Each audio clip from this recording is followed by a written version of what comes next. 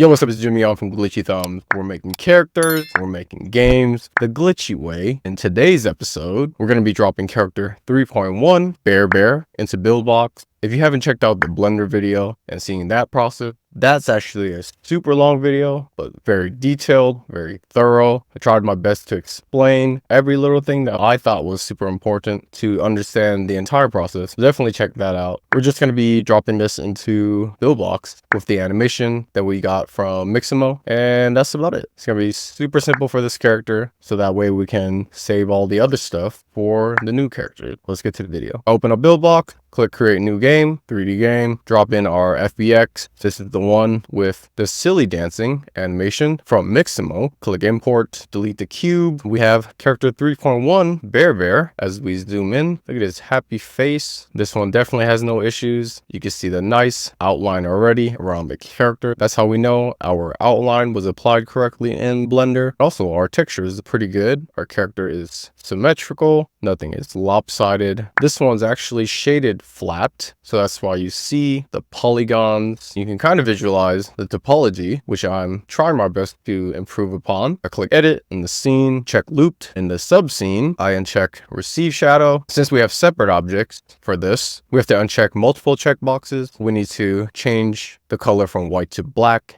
in the outline for each of the separate objects. If you don't want to do this for each object, then I suggest to join your separate object in Blender before importing it into Buildbox, and then you won't have to do that. Now click assign and look at our awesome character, Bear. He looks pretty cool already. Here's that silly dancing animation that we got from Mixamo. Super handy to use Mixamo for keyframe animations, mainly for humanoid type characters or characters that have a humanoid body. Saves us the trouble of having to keyframe each body part and each layer in Blender. I'm adjusting the view so we get closer to character 3.1, Bear. The silly dancing animation is pretty cool. I thought that would be a pretty awesome animation for the character, just so we can get some sort of animation going and learning that process. For my Buildbox videos, I do things super slowly and try to familiarize myself with the process as best as I can. If I jump too far ahead, then I won't remember all the things that I've learned unless it becomes muscle memory. That's why I take my time to learn certain things as best as I can. I try not to skip ahead and take shortcuts. I like to do things the hard way first and then take my shortcuts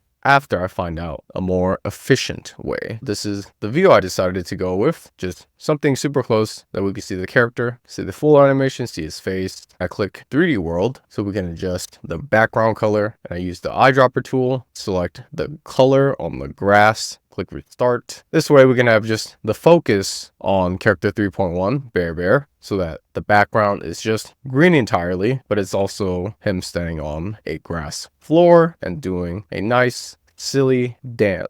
We click into the character, I go into edit scene. There's an option for shadeless for your character if you don't like how the flat looks like for your 3D models. When you use shadeless, it definitely makes your character look a little bit more cartoony for some reason. You don't actually see the topology on your 3D model. It looks less like a 3D model and more so like a 2D character. If you do this, you have to select shadeless for all your separate objects in order for it to work. I don't think you have to do it for the outline, but I did it anyways. Before we play, just visualize what it looks like when it's flat. You can see your topology, your polygon, all the faces and the shape of your character when it's flat like this. But when I click play, you'll see the difference with the shadeless option. In the preview, you can see he looks a little bit more 2D. The textures stand out a little bit more. There's no 3D shape to it. If that's something you're going for, this can definitely work too. He just definitely needs a bit of shading because of the texture. That's something you would have to do in the texture. Give him some ambient occlusion, shading under the arms, under the hands, under the legs, under the head. That's something you have to do with texture paint or on Procreate with your texture. That's going to take a little bit of more time, especially if you're not familiar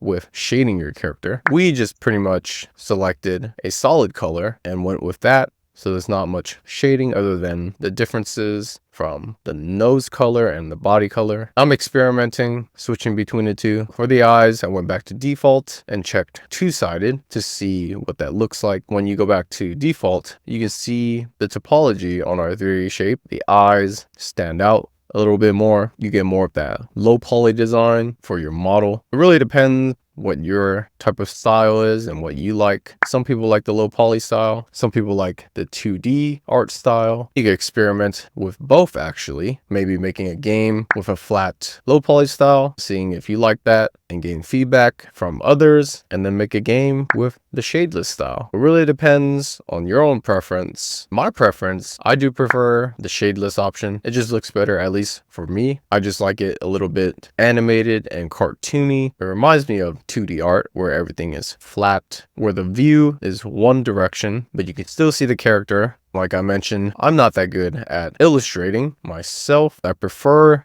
to do it in 3D because I can create the 3D model. I can visualize it better. You can do half the work. And I just like the rigging process as well for animation. I'm actually not sure how it's done for 2D art or pixel art. At least I've tried to do that. I felt like it was a lot more drawing for me. It's a different type of thinking. So I'd rather just do 3D art, apply keyframe animations, whether it's simple animations that I think of in Blender or just using Mixamo for the presets that they have available. Like this is pretty good already for a 3D character. I can probably put this towards the end of a game when the character beats a level and then you have some sort of celebration dance for this character. That would be pretty cool. That's an idea that I'll probably jot down. I've already thought of a environment for this character in the last video. I thought of two environments actually. Idea number one was nature. So you have a bunch of trees that I'll put around, and then possibly there's a beehive. Maybe he's trying to get some honey. There might be a honey jar of some sort. There might be bees that he avoids. That could be some enemies. He would be a brown bear. So if you could visualize that, he would actually be brown. That would be one environment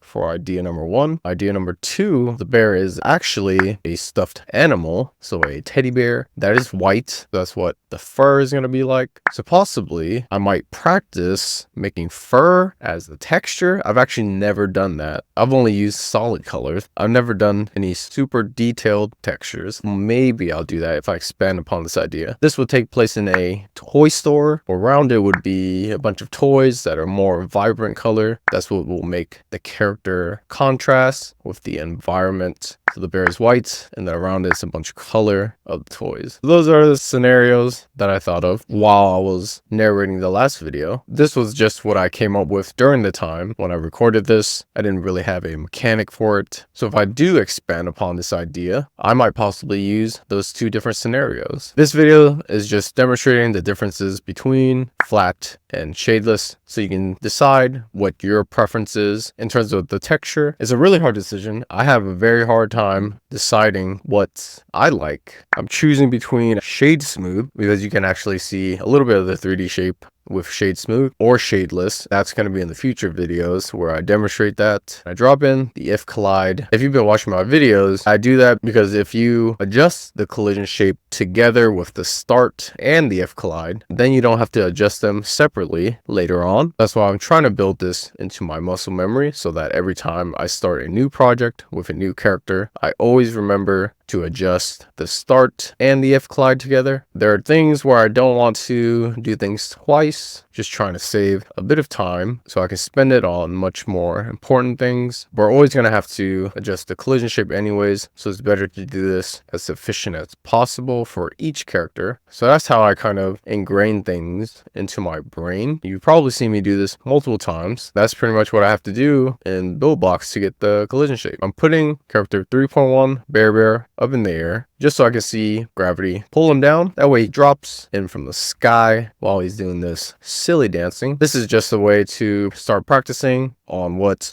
you want visually for your character. I put him up more in the air. In this scene, he actually falls down from the sky and then he just does his silly dancing. That's pretty awesome. If I play that again, there's nothing on the screen. He falls down and hits the floor pretty hard, but does his silly dancing. This is me just trying to play around, visualize what I would do for some scene, maybe in a game. It's just something simple to start getting the creative juices flowing. I save this in my characters 3 folder. I try to keep everything labeled, create separate folders for each character, because every character is going to have a lot of files that I'm going to be doing various different things. I want to make sure I label everything ahead of time and keep everything separate. It keeps everything organized so you can continue to do what you need to do with a lot of characters. At least that's what I do. I work on so much things and I try to label each thing as much as possible early on so that I remember when I actually narrate the video. I already planned to do all of this a long time ago. It's just that I just got to these videos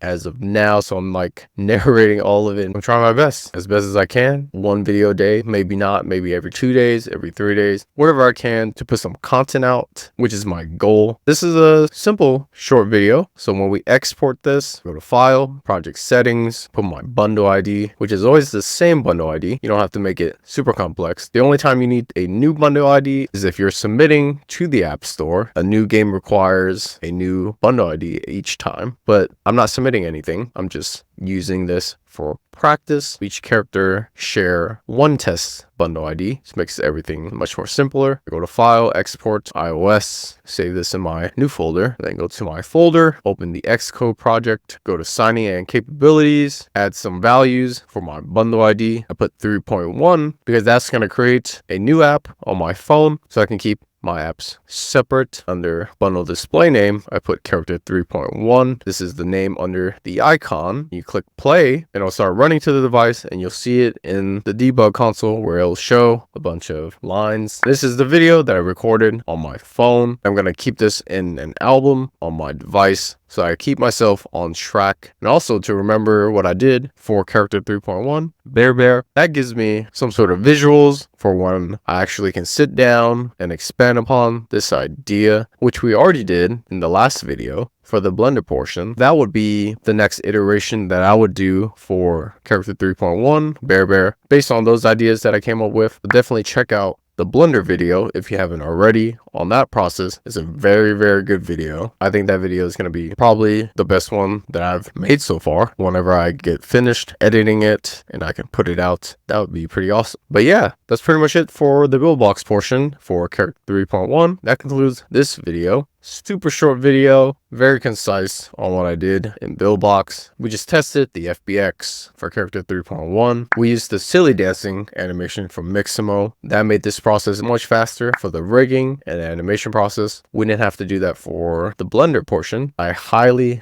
suggest to watch that video. Also check out some of the older videos for my previous characters. I think all these are getting to a pretty good point of my journey, so you can actually understand how my workflow process is, how my thought process is. It's actually interesting to be able to watch and observe myself and analyze everything that I do so that I can see certain things that I can improve upon, make myself much more efficient than I was in the past. I've actually never done this before where I recorded myself doing everything. It's a very different way of working for me. It's interesting to see certain things that I repeat. It's cool to see all the new things that I'm learning and being able to narrate it, because that's actually going to help myself, but also you guys. I think all that's pretty important for new people that are trying to make some cool games, some cool characters. I think that's the reason why I'm recording all these videos. I know all this stuff actually helps a lot of new beginners. It might be scary at first to dip your toes in because you don't know what to do. If you could see someone do it from beginning to end, it's actually less scarier this way. Now a lot of people are looking for different ways on possibly making money with games. This is just one way. All of this that I'm doing is just setting up for a full game that I'm going to be working on, hopefully on a character that I really like, and also a game idea that I think I can get to the end of the game without getting too bored. You also have to factor in the motivation, the discipline, the time, attention, and energy it's going to require. All that stuff really has to be precise